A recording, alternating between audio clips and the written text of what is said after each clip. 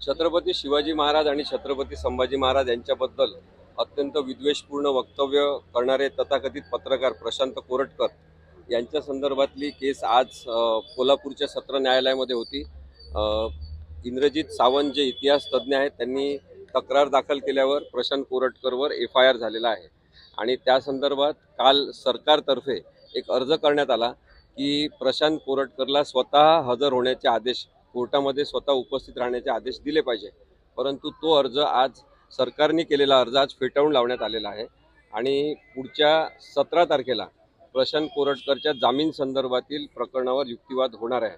माझं असं स्पष्ट मत आहे की प्रशांत कोरटकर याचे आपले मुख्यमंत्री देवेंद्र फडणवीस यांच्यासोबत इतके जास्त प्रमाणात फोटो आहेत, वेगवेगळ्या वेळेस काढलेले आहेत। अगदी देवेंद्र फडणवीस नुकतेच आमदार झाले होते तेव्हापासूनचे फोटो हे सोशल मीडियावर आहेत आणि त्यामुळे त्यांनी एकीकडे प्रशांत कोरटकर यांना चिल्लर असं म्हटलेलं आहे आणि दुसरीकडे सरकारतर्फे एक अर्ज करण्यात आला कोल्हापूरच्या न्यायालयामध्ये की प्रशांत कोरटकरला स्वतः न्यायालयात हजर करण्याचे आदेश द्या।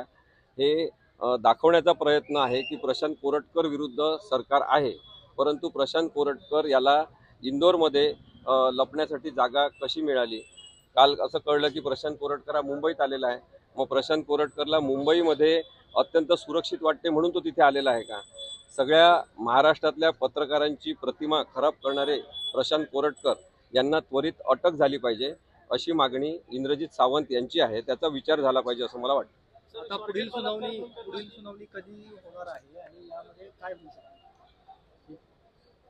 प्रशांत कोरटकर यांनी जातीय तेढ निर्माण करणारं वक्तव्य केलेलं आहे। 3-4 पानाचा जो संवाद आहे प्रशांत कोरटकर आणि इंद्रजित सावंत यांचा झालेला, तो पाहिलं तर आपल्या लक्षात येईल की अत्यंत विषारी संवाद झालेला आहे।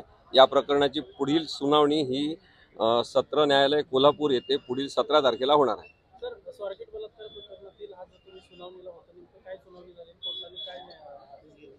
आज स्वारगेट प्रकरणामध्ये सुनावणी अशी काही झाली नाही। केवळ जे न्यायाधीश होते त्यांच्याकडे चार्ज असल्यामुळे त्यांच्या पुढे त्याला हजर करण्यात आलं आणि पुढील तारखेला म्हणजे 26 तारखेपर्यंत त्याला परत न्यायालयीन कोठडीत पाठवण्यात आलेलं आहे आणि पुन्हा त्याला हजर करण्यात येईल 26 तारखेला। नाही, आज कोणताही युक्तिवाद झाला नाही, कारण की त्याची काही आवश्यकता सुद्धा साधारणतः नसते, पण वकील बरेचदा युक्तिवाद करत असतात।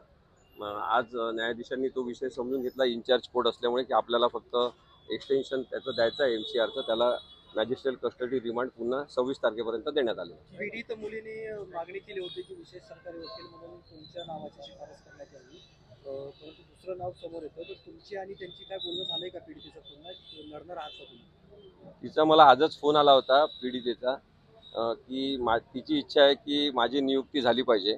खरं तर जी पीडित व्यक्ती असते, बलात्काराशी लढा देणारी जी व्यक्ती असते, तिच्या मर्जीनुसार तिचा विश्वास असेल त्याला जास्त प्राधान्य देऊन तशा पद्धतीने वकिलाची नेमणूक केली पाहिजे।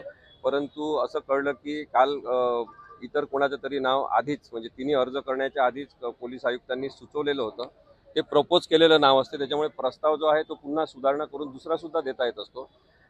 पोलीस कमिशनरला प्रस्ताव देण्याचे अधिकार आहेत, शेवटी निर्णय जो आहे तो राज्य सरकारच्या विधी आणि न्याय विभागाला घ्यावा लागतो।